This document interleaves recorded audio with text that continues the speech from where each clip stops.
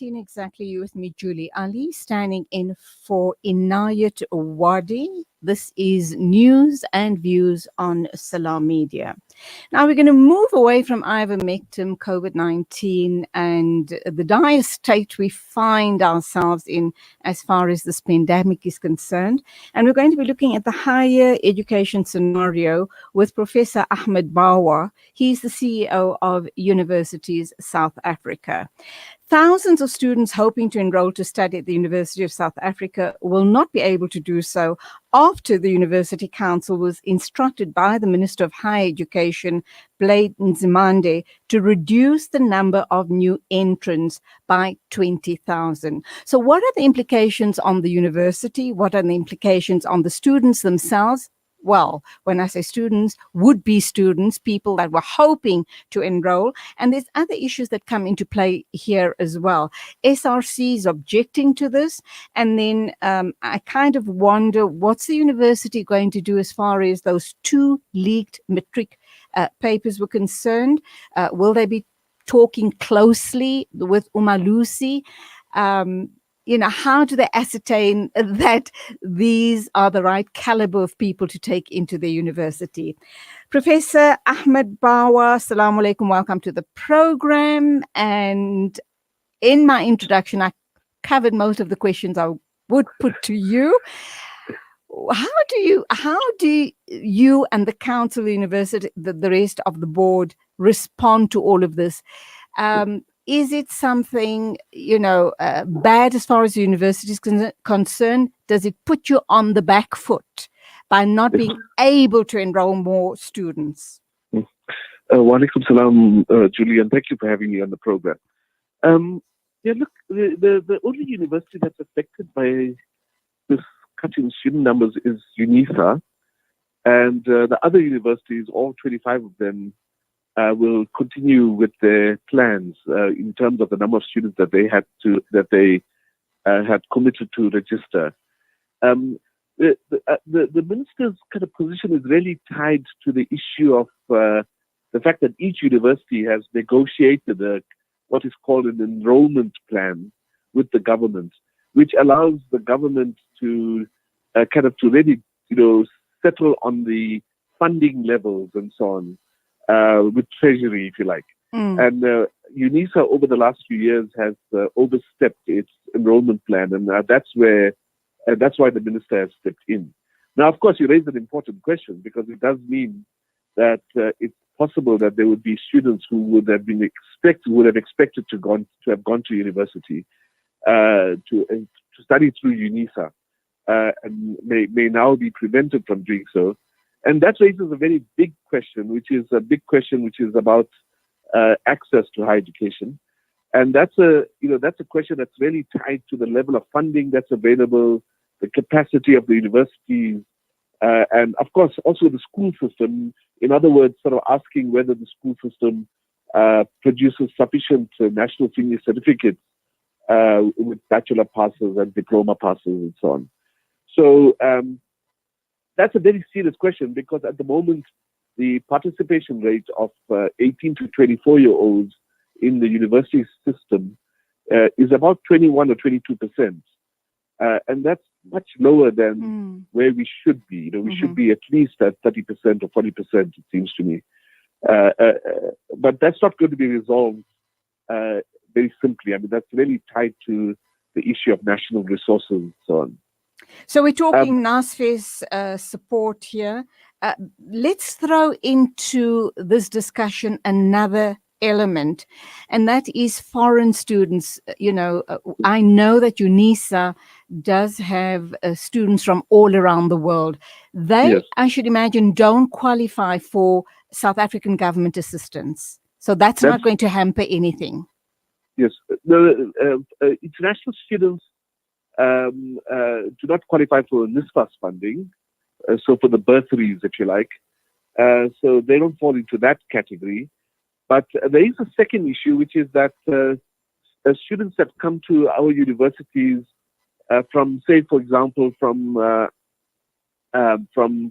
Southern African countries, that they actually qualify for subsidies in the same way that South African students qualify for subsidies, which means that their fee levels are the same as the fee levels for South African students. That is a very sore point with South Africans and South African students, is it not? Yeah, except for the fact that there are these bilateral agreements. between countries. So, in other words, if South African students go to study in Mozambique, they'll have the same benefits, if you like. Right. So, yeah. So that the foreign student issue, how does that impact on the 20,000 entrants, first-year students at UNISA? Yeah. How's that going to play in? Yeah, no, I think that's a really good question because, I suspect that they fall outside of, this kind of this challenge that the minister has placed at the door of UNISA, largely because many of the students who study through UNISA who are not South Africans are not actually in South Africa. They study long distance outside of South Africa. So that may not be a very big issue with regard to. On the other hand, we are deeply worried, of course, about international students coming to our universities in 2021 because of COVID. So, and the impact that has had on students who would normally have come to study here. About 7% of the students in our higher education system are international students. Okay, the SRC are very concerned about this matter, and I have no doubt in my mind that they're going to take it up with the Minister of Higher Education. Do you believe that the outcome might change because they will object to these low numbers? Yeah. So let me just say that I think the SRC at UNISA has every right to be kind of concerned about this. I mean, because it is about on the face of it, at least, it is about curtailing access to students, and that clearly, flies in the face of all the other efforts that are being made to increase access. But having said that, I mean, I think that one also has to keep in mind that those enrollment plans are shaped, first of all, in terms of the resources that are available, both for student funding and for subsidy funding. But secondly, and more importantly, perhaps, it also relates to the issue of staff capacity, university capacity. Yeah. So, for example, University of Cape Town or Durban University of Technology can't just suddenly say, we're going to take an extra 5,000 students if they're not going to be putting on more infrastructure, ensuring that there are more staff and so on. And that brings into play then the whole issue of funding. Of course, it impacts on the university's bottom line in a big way. Correct. All right. What the Minister of Higher Education also says is that last year, 2020, UNISA had oversubscribed, according to their figures, obviously, by 35%.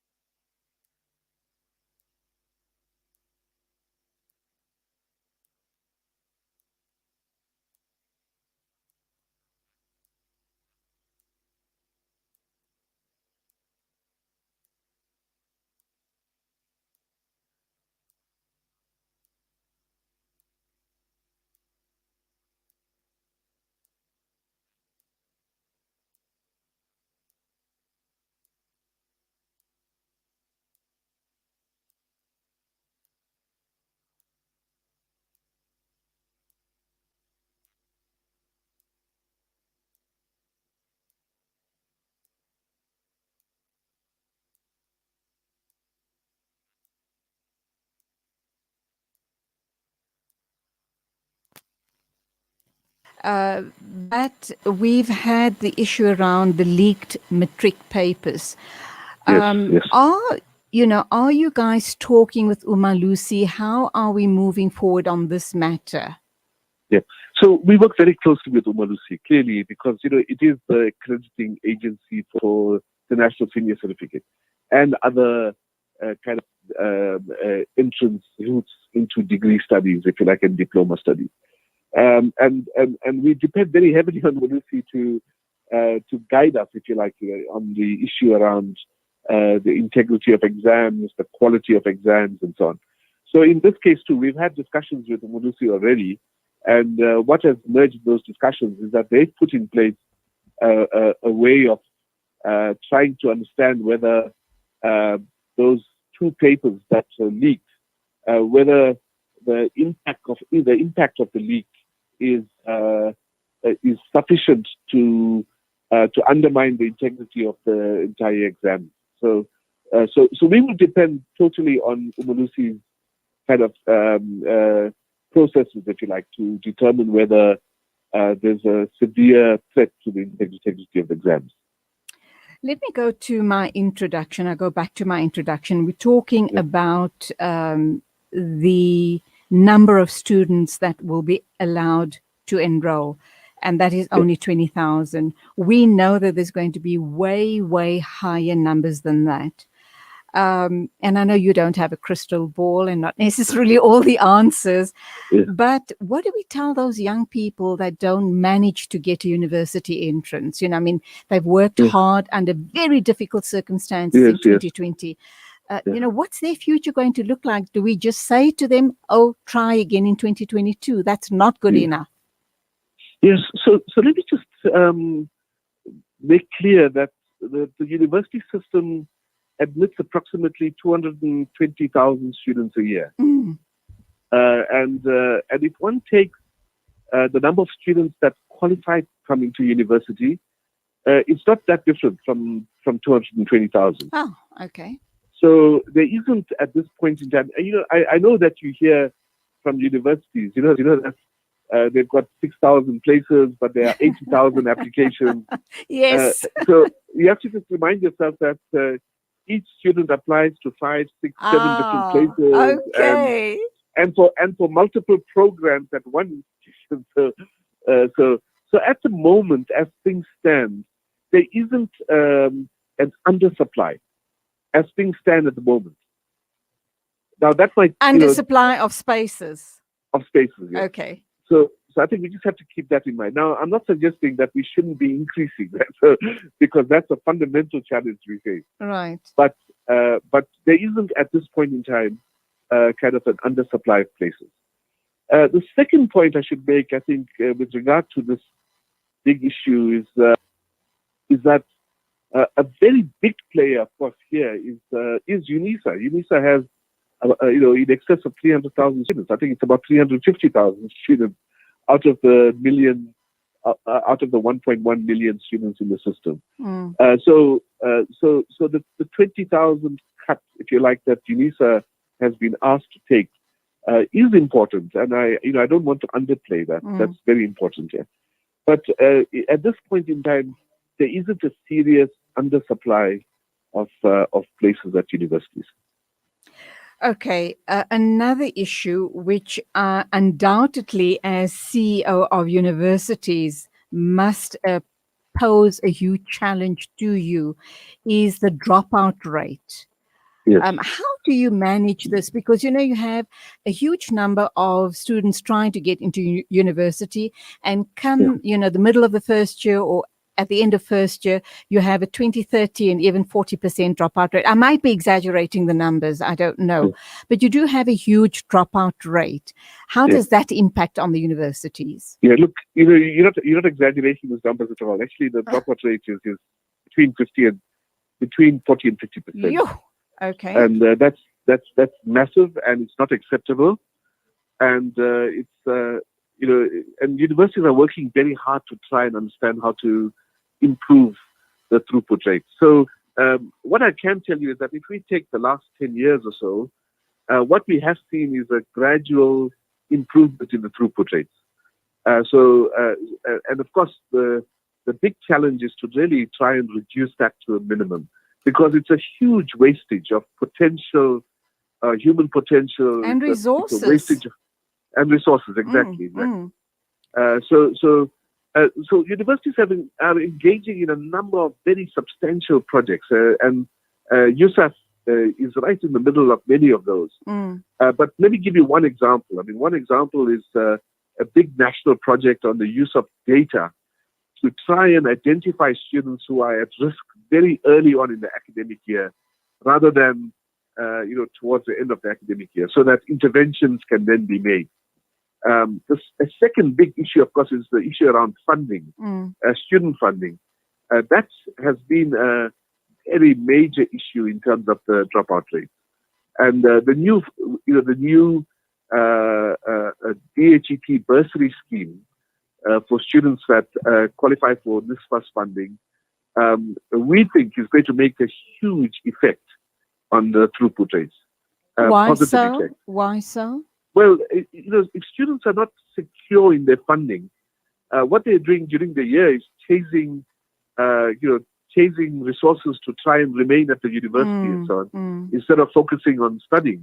Okay. There's a very nice study done by a group at Stellenbosch University, which looks at the impact of this first funding on student performance.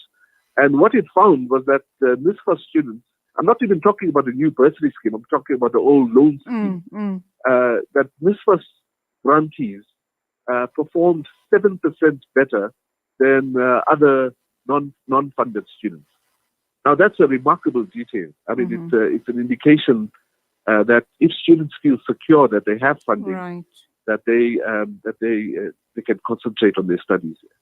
Okay, I'm wondering if you, as the CEO of universities, I should imagine this is something you guys are already looking into or already have looked into, is the dropout rates. Is this possibly tied in with students trying to get into, to try and secure a place? They apply at 6 or 8 different universities, and also they apply for different courses in the hope of getting their foot into the door. Is that not perhaps one of the problems? So they find in their first year, just to get in, so they get one response from, just a single response from a university, and it's their 6th or their 10th choice. I'm exaggerating here, but anyway, it's their last choice. So just to get their foot into the door, they then take up that place, and halfway through the university year find that this is really not for them. They're not coping at all, and that's why we have such a huge dropout rate. How do we circumvent this problem? Because it is a huge problem. Yeah, that is you raise a very important point, because it raises something which is even more kind of important, and that is that there really isn't sufficient counseling of students, at schools. I mean, that's a very important issue, and so many students. You are absolutely right. Many students end up at university. They get into a science program, for example, and then discover, that actually this is not what they're geared for, and of course other programs as well. So that is an important issue, and I think it does point to this need for a much more systematic approach to counseling. We are nowhere near that yet. So that's the one side of it.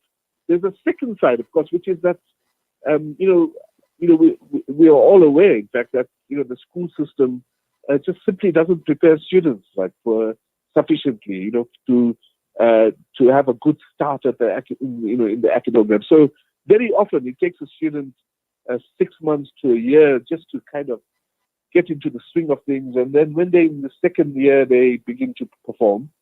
But what we are seeing, in fact, is that if one takes, for example, mathematics, which is so fundamental to so many programs at universities, the school system is simply not doing what it should be doing. So now the challenge for universities is that they can't wait for the school system to improve. I mean, they have to accept the students that are coming to them and then work with them, if you like.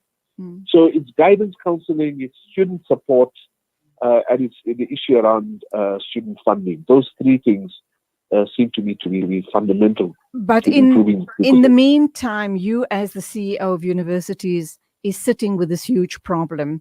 And I know that you're very passionate about the sciences. So perhaps you can become proactive and get involved with the Minister of Basic Education and get them to, really step up their game, because we're doing a disservice to our youth, and it's costing the country a lot of money and resources. So we're hoping and praying that we're going to see these things, happening, that you're going to start spearheading all of these initiatives, because I seem to remember a few years ago, it might be in the pipeline, it might have been introduced. I haven't kept track of it, but I do seem to remember talk about after you matriculate, they send you for there's a year's preparedness university course.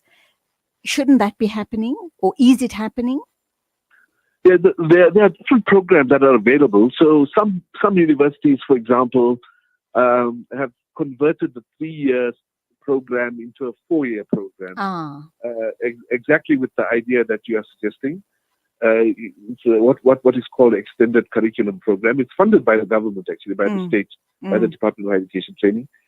So that's very good. There's been some wonderful programs, science foundation programs, for example, which have worked very well. So there's a lot of experience in this area, and I think the big challenge for us is really to, as you point out, it's to really work hard with the Department of Basic Education to improve the quality of education. Absolutely. In some ways, I think you'll have to agree with me that that what a failing school system just simply adds a significant burdens on the university system. Undoubtedly. And that needs to change. Okay, you certainly have your work cut out for you. And one last question for you is, and I'm just going to use psychology students as an example. I have no doubt in my mind that the same problem is being played out in other sectors as well. But I've come across quite a number of psychology students who are unable to find meaningful employment. The state can only absorb, state hospitals and clinics can only absorb X amount of psychologists, be they educational, clinical, etc., etc. Why is that? Is it because too many people are taking up the course? And if so, shouldn't the university ascertain with corporates and other institutions whether they'll be able to take these people on? Is there open capacity for them to be meaningfully employed? And I'm just using psychologists as an example. It's probably the same for other professions as well. So again, it's a really important question that you raise. So let me make 2 points. It's a very big discussion, the one that you raised now. But let me just raise 2 points. The one is that the unemployment rate of graduates in South Africa is surprisingly low. It sits at about 7% or something like that. That's reassuring. Yes, and this follows from a study that was again done at the University of Stellenbosch, which kind of looked at student destinations, if you like, in terms of where they're ending up and so on. Now, having said that, a lot depends on the state of the economy, right? So, if the economy is booming, then there are more jobs available, and that means that there's a greater absorption of graduates. So of course, if the economy takes a downturn, then that's a huge risk because the university sector, because it means that the major product of universities, graduates, will not be able to get jobs, and that can have a dramatic set of consequences for the university system. The second point I should make is that we have at the University of South Africa, we have something called the World of Work Strategy Group, which draws in experts from around the whole university sector. And the World of Work Strategy Group has embarked on a project which looks at kind of graduate destination. So in other words, it's like saying, can we let's just take the 2018, so 2019 cohort of graduates, and let's track them, and let's find out where they're employed, how they're employed, whether they're employed in jobs that are commensurate with their qualifications and so on. But the idea being that that should give us a much better handle on just what is happening to graduates. So just how many are being, how many psychologists are working as bank tellers, for example, rather than working as psychologists. So that study is underway, and that will give us a good handle on that. But I think there's a much bigger problem, and it's a problem of national planning. I mean, that we really don't have a system in South Africa which which kind of indicates the trends with regard to the labor market, if you like. I mean, it's how many psychologists do we need a year?